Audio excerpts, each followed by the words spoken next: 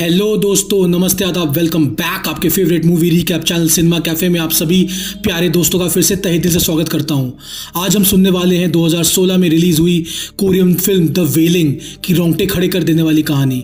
तो चलिए दोस्तों, टाइम ना वेस्ट करते हुए कहानी शुरू करते हैं। मूवी के स्टार्टिंग में हमें मूवी के मेन कैरेक्टर जोंग जू से मिलाया जाता है, जो कि एक पुलिस ऑफिसर है और जो अपने फैमिली के साथ बैठकर लंच कर रहा है। तभी उसे एक कॉल आता है और उसे बताया जाता है कि आसी पास के किसी इलाके में एक मर्डर हो गया है और उसे मौका वारदात पर तुरंत पहुंचना है। जोंग जू जल्दी से क्राइम सीन पर पहुंचता है और वहां जाकर देखता है कि किलर वहां पर बड़े आराम से बैठा हुआ है और उसके पूरे शरीर में फोड़े हो गए हैं। ऐसा लग रहा होता है कि उसे किसी तरह का एलर्जी है। पुलिस ऑफिसर जोंग जू अंदर जाके देखता है कि बहुत सारे डेड बॉडीज को बहुत ही बेरहमी से काट के बांधा गया है। यहाँ पर उसका साथी पुलिस ऑफिसर उसे बताता है कि ये सारे मर्डर्स यहाँ पर नहीं हुए हैं, बल्कि मर्डर्स को कहीं और अंजाम देने के बाद इन डेड बॉडीज को यहाँ पर लाया गया है। और अब सारे पुलिस ऑफिसर्स मिलकर उस जगह पर जाते हैं जहां पर असल में मर्डर्स को अंजाम दिया गया था।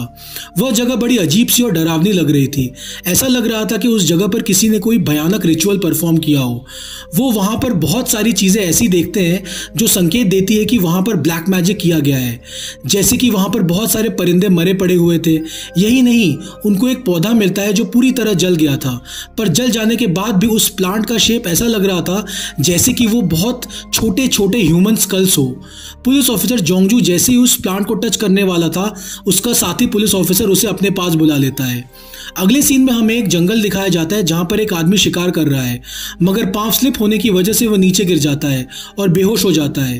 होश आने पर वही आदमी देखता है कि थोड़ी दूर एक जंगली आदमी उसका शिकार खा रहा है। देखते ही देखते उस जंगली आदमी की नजर उस घायल पड़े आदमी पर पड़ जाती है और वो उसके नजदीक आ जाता है। वह आदमी नोटिस करता है कि उस जंगली की आंखें कोई नॉर्मल इंसान जैसी नहीं है। उसे लगता है कि वह जंगली इंसान कोई और टाइप का भयानक क्रीचर है, या तो कोई डीमन या घोस्ट है। असल में यह जंगल वाली बात पुलिस ऑफिसर जोंग जू को उसका साथी पुलिस स्टेशन में बैठे बैठे बता रहा होता है। वो उसे यह भी बोलता है कि आजकल गांव में जितने भी वारदातें हो रही हैं वो उसी जापानीज जंगली इंसान की वजह से हो रही हैं जो जंगल में देखा गया था। जोंग जू को उसकी बातों पर बिल्कुल भी यकीन नहीं होता है। वह उसे बोलता है कि जिन लोगों का मर्डर हुआ है उन लोगों की पोस्टमार्टम रिपोर्ट ऐसा कुछ भी नहीं बोलती। जोंग जू अपने साथी पुलिस ऑफिसर को यह भी बोलता है कि वह जापानीज आदमी बिल्कुल हमारी तरह ही है और ऐसा कुछ भी नहीं कर सकता, और वो गांव वालों के अफवाहों पर बिल्कुल भी यकीन ना करे। अगले दिन जोंग जू को एक और मर्डर की रिपोर्ट होती है, मगर इस बार यह मास मर्डर होता है और पूरे फैमिली को मार गिराया जाता है और साथ ही साथ उनका घर भी जला दिया जाता है। मौका वारदात पर जोंग जू से एक मिस्टीरियस लड़की मिलती है जो उसे बताती है कि मरने से पहले मैंने इस फैमिली से मुलाकात की थी, जिन्होंने मुझे बताया था कि वह जापानी आदमी एक भूत है और हो सकता है कि उसी जापानी आदमी ने इस पूरे फैमिली को मारा हो। वह मिस्टीरियस लड़की जोंग जू को अपनी बात प्रूव करने के लिए उसे अपने साथ उस जले हुए घर के अंदर ले जाती है। वह लड़की फिर पुलिस ऑफिसर जोंग जू से अचानक से पूछती है कि क्या तुमने कभी उस जापानी आदमी को देखा है? तो इस पर जोंग जू बोलता है कि हाँ, मैंने उसे कई दफा देखा है। तो फिर लड़की बोलती है कि अब तुम्हें बहुत सावधान रहने की जरूरत है, क्योंकि जरूर से अब उस जापानी आदमी का अगला टारगेट तुम और तुम्हारी फैमिली होंगे। पुलिस ऑफिसर को उस लड़की की बात ठीक से समझ में नहीं आती है, मगर तभी उसे एक कॉल आता है और वो कॉल अटेंड करने के लिए थोड़ा दूर चला जाता है। बाद में जब वो वापस आता है, वह देखता है कि वह लड़की वहां से गायब हो गई है और वहां पर है ही नहीं। उसी दौरान पुलिस ऑफिसर को घर के दूसरे ओर से कुछ आवाजें आ रही थी, और जब वह चेक करने के लिए वहां देखता है, वही जापानी जंगली इंसान किसी जानवर को बुरी तरह काट काट के अपने मुंह से खा रहा होता है। तभी उस जापानी की नजर पुलिस ऑफिसर पर पड़ जाती है और वो उसके नजदीक आता है, और जैसे ही वो जापानी पुलिस ऑफिसर को खाने वाला होता है, ऑफिसर की आंख खुल जाती है और वो अपने सपने से जाग जाता है और हमें पता चलता है कि पुलिस ऑफिसर ने उस जापानीज को बस अपने सपने में देखा था। यहाँ पर हम देखते हैं कि पुलिस ऑफिसर जोंग जू की बेटी हियो जिन को बहुत ज्यादा बुखार आया हुआ रहता है। उसे लगता है कि उसकी बेटी को नॉर्मल बुखार आया होगा, इसलिए वो अपने काम पे पुलिस स्टेशन निकल जाता है, जहाँ पे लोग उस जापानी आदमी के बारे में इंफॉर्मेशन लेने के लिए उस हंटर से पूछताछ कर रहे होते हैं, जिसे मूवी के स्टार्टिंग में दिखाया गया था, जिसने उस जापानी इंसान को पहली बार जंगल में देखा था। वह हंटर पुलिस ऑफिसर को जंगल में उस जगह पर लेकर जाता है जहां पर उसने उस जापानी इंसान को किसी जंगली जानवर को खाते हुए देखा था।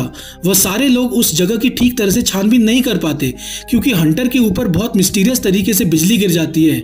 इस वजह से पुलिस ऑफिसर्स हंटर को हॉस्पिटल ले आते हैं। इधर हॉस्पिटल पर हमें उस आदमी को दिखाया जाता है जिसे मूवी के स्टार्टिंग में पहले किलिंग्स के दौरान मौका वारदात पर दिखाया गया था, जिसे सब किलर समझ रहे थे। यहाँ पर हम देखते हैं कि उस आदमी का शरीर बुरी तरह से मुड़ रहा था और उसके शरीर पर छाले भी पड़ रहे थे और इसी हालत में उस आदमी की मौत हो जाती है। जोंगजू जब अपने घर पहुंचता है वह देखता है कि उसकी बेटी की हालत भी बिल्कुल वैसी ही हो रही है जैसे हॉस्पिटल में उस आदमी की हो रही थी, मगर वह अपनी बेटी पर कंट्रोल कर लेता है और उसे मरने से बचा लेता है। मगर इसके बाद उसकी बेटी की कंडीशन बहुत ही ज्यादा अजीब हो जाती है, जैसे कि वह बहुत ही भारी मात्रा में फिशेस खाना शुरू कर देती है जो कि पहले वह कभी नहीं खाती थी। इस वजह से ह्योजिंग की मदर को लगता है कि उसके ऊपर किसी तरह का डेविल या घोस्ट का वश है। ह्योजिंग की मॉम जोंगजी को बोलती है कि हमें एक अच्छे शमैन को बुलाना चाहिए। शमैन का मतलब होता है वह इंसान जो रिचुअल परफॉर्म करके शरीर से घोस्ट या डेविल को भगा देता है। लेकिन जोंगजी को इन सब बातों पर बिल्कुल यकीन नहीं होता है, इसलिए वह इन सब बातों को इग्नोर करके अपने काम पर पुलिस स्टेशन आ जाता है, जहां उसके साथी पुलिस ऑफिसर उसे आदमी से मिलाते हैं जो प्रीस्ट होने के साथ साथ जापानी भाषा भी जानता था। उसके साथी पुलिस ऑफिसर्स जोंगजी को बताते हैं कि हमें इस आदमी की ज़रूरत पड़ सकती है जब हम उस जापानी आदमी से पूछताछ करने जाएंगे, क्योंकि सारे गांव वालों का यही मानना है कि ये सारी घटनाएं और हत्याएं उसी जापानी आदमी की वजह से हो रही हैं। पुलिस ऑफिसर्स उस आदमी को लेकर घने जंगल के बीच उसी जापानी के घर में जाते हैं। उसके घर में एक पुलिस ऑफिसर को एक कमरे के अंदर बहुत सारे गाँव वालों की फ़ोटोज़ मिलती है और ये सारे फ़ोटोज़ उन आदमियों के होते हैं जो मर चुके थे। यही जोंगजू उस घर में एक दूसरे कमरे में जाता है जहाँ पर उसे ऐसी बहुत सारी चीजें मिलती हैं जो संकेत देती हैं कि यहाँ पर नियमित तरीके से ब्लैक मैजिक और रिचुअल परफॉर्म किया जाता है। मगर तभी वहां पर वह जापानी आदमी भी आ जाता है। उस घर की पूरी कंडीशन को देखकर दोनों पुलिस ऑफिसर्स बहुत डर जाते हैं और उन्हें लगता है कि वो जापानी आदमी जरूर कोई घोस्ट या डेविल है और वहां से निकल लेते हैं। जोंगजू का साथी पुलिस ऑफिसर जोंगजू को बोलता है कि अब उस जापानीज आदमी का अगला टारगेट तुम्हारी फैमिली है। जोंगजू उससे पूछता है कि तुम ऐसा कैसे कह सकते हो।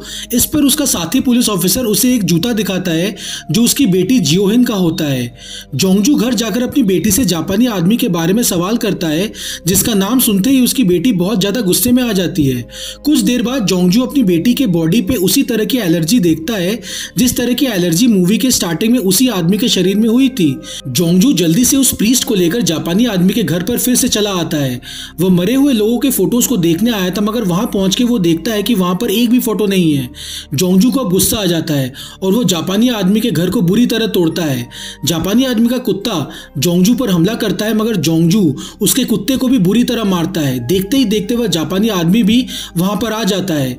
जोंगजू उसे धमकी देता है कि अगर तुमने 3 दिन के अंदर अंदर इस घर को नहीं छोड़ा तो मैं तुम्हारी हालत भी तुम्हारे कुत्ते जैसी करूंगा। इधर जोंगजू की बेटी ह्योजिन की हालत दिन ब दिन खराब होती रहती है।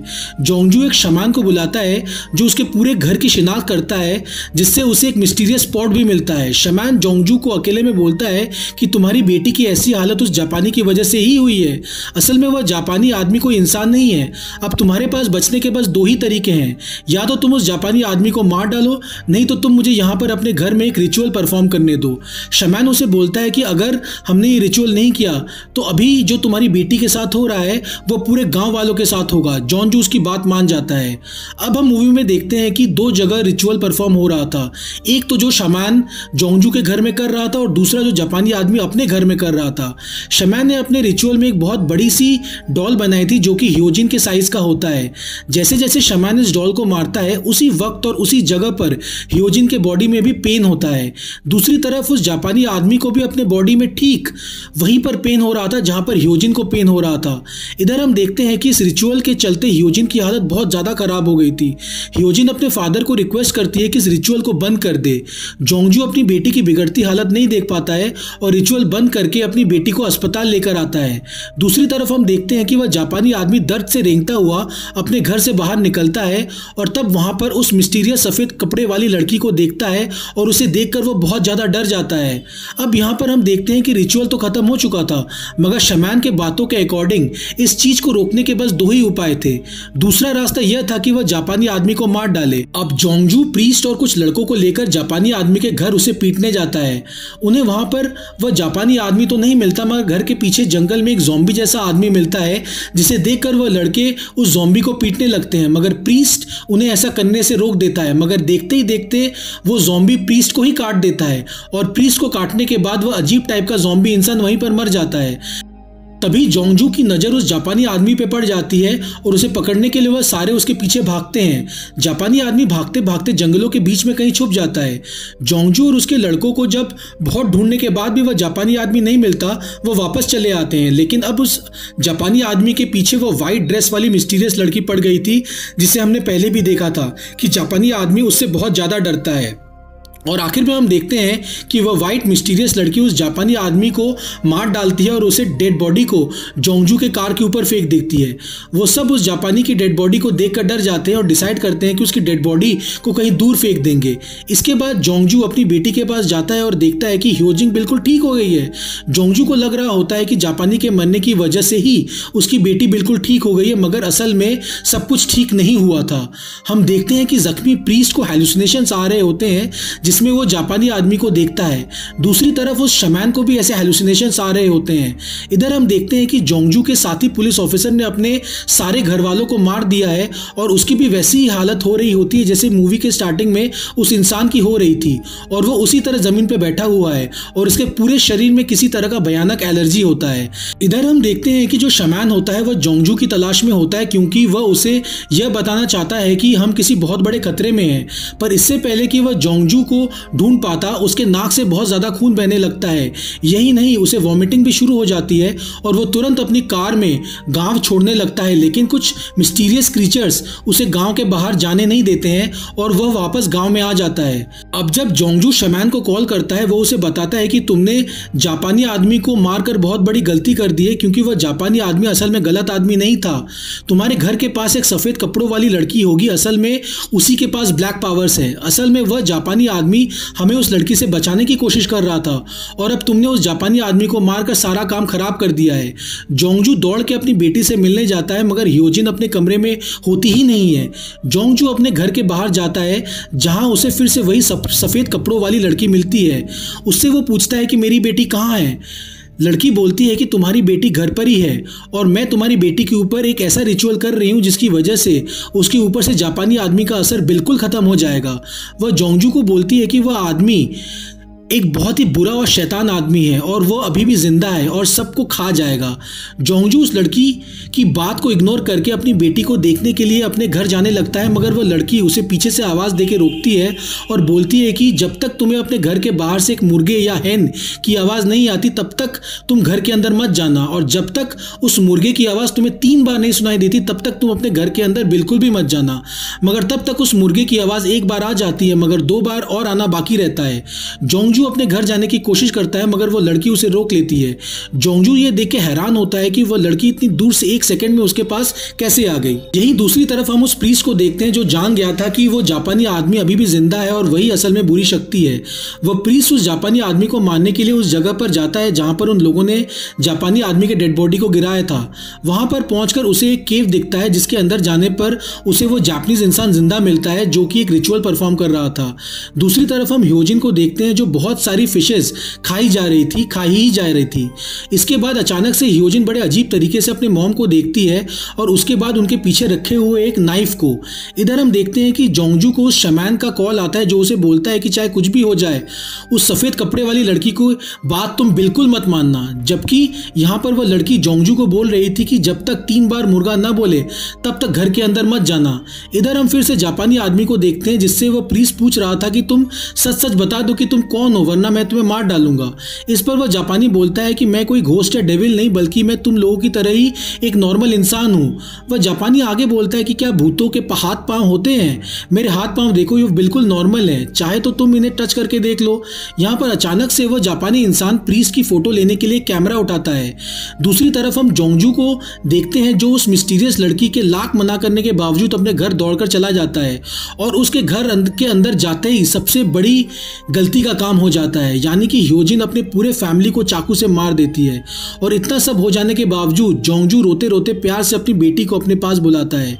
यहाँ से सीन कट हो जाता है और दोबारा से जापानी आदमी को दिखाया जाता है जो कि अब अपनी असली शक्ल में था। उस जापानी इंसान की स्किन बहुत ही ज्यादा अजीब सी हो गई थी। यही नहीं, उसके सिर पर 2 सींग भी निकल आए थे। उसके नाखून, उसकी आंखें बहुत ही ज्यादा डरावनी लग रही थी। और इससे हमें पता चलता है कि वह व्हाइट कपड़ों वाली लड़की ही असल में सही लड़की थी और उसके पास वाइट पावर्स थी और असल में वो जापानी आदमी असली डीमन था। दूसरी तरफ हम उस शमैन को देखते हैं जो जोंगजू के घर आया हुआ रहता है। वहां पर वो वाइट कपड़ों वाली लड़की ऐसे बैठे रहती है जैसे कि वो सब कुछ हार गई हो, और दूसरी तरफ ह्योजिन भी वहां पर ऐसे बैठी हुई थी जैसे सारे किलर्स मर्डर करने के बाद बैठे थे। वो शमैन उनके घर के अंदर जाता है और सारे मरे हुए लोगों के फोटोज लेकर बाहर आता है, और जैसे ही वह अपने कार के पास आकर सारे फोटोज रख रहा था उसके हाथ से वो बॉक्स गिर जाता है जिसमें सारे मरे हुए लोगों की फोटोज थी, और हमें पता चलता है कि वह शमैन भी उसी जापानी इंसान के साथ मिलकर काम कर रहा था। और जब वो ह्योजिन पर रिचुअल परफॉर्म कर रहा था असल में वह जापानी आदमी के साथ मिलकर काम कर रहा था, और असल में जापानी आदमी का दर्द शमैन के रिचुअल्स की वजह से नहीं हो रहा था बल्कि उस वाइट कपड़े वाली लड़की के रिचुअल से उसे पेन हो रहा था। और जब वो पहले डर के मारे शहर छोड़कर भाग रहा था तब उस जापानीज आदमी ने ही अपनी ताकतों का इस्तेमाल करके उसे रोका था ताकि वो शमैन उसके लिए काम करता रहे। और यहीं पर दोस्तों उस जापानी आदमी की जीत के साथ मूवी का दी एंड हो जाता है। दोस्तों इस मूवी को IMDb ने 7.4 की शानदार रेटिंग दी है। उम्मीद करता हूँ कि आपको रिव्यू एक्सप्लेनेशन अच्छा लगा होगा। अगर पसंद आए तो प्लीज़ लाइक और सब्सक्राइब करना मत भूलना। मैं आपके लिए बेहतरीन से बेहतरीन मूवी की रिकैप वीडियोस लाता रहूँगा। फिर मिलेंगे दोस्तों एक नए मूवी और नेक्स्ट एक्सप्लेनेशन के साथ। तब तक के लिए गुड बाय, जय हिंद, वंदे मातरम। और